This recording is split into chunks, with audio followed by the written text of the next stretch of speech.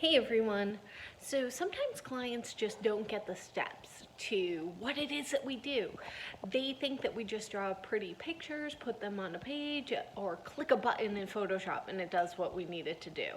And that's no different than trying to explain to a client, it's going to take me a little bit longer than a few hours to get this done for you, especially with a logo, because a logo is their brand. It's the first thing that their customers are going to see before they even go visit the place.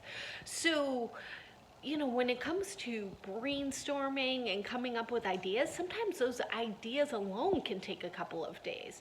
So, what do you think the steps are to creating a logo? Well, first, you need to think about it. You need to meet with the client and find out what it is that they do.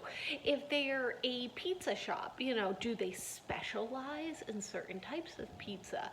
Do they have a certain vibe when you walk in the place? Those are all little things that you would want to look for when you're designing a logo for them. If they're just, in kind of a strip mall and they've got cheap but good pizza, you don't want to make a logo that's too high end. They might scare away some clientele thinking that they can't afford the place. So these are the little things that you need to think about when you're trying to come up with a logo for someone. Next, it's really good to sketch out your ideas, putting a pen to paper, and that's where those pretty pictures would come in.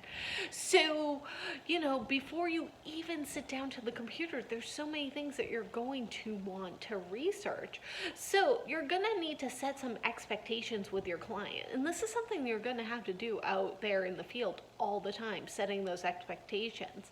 So it's good to get it down on paper here in your discussion post, so that way in the future how to set those expectations, how to explain to your client what the timeline is going to be. So have fun writing this up today, because this is definitely something that you're going to see over and over again out in the field. Have a great one.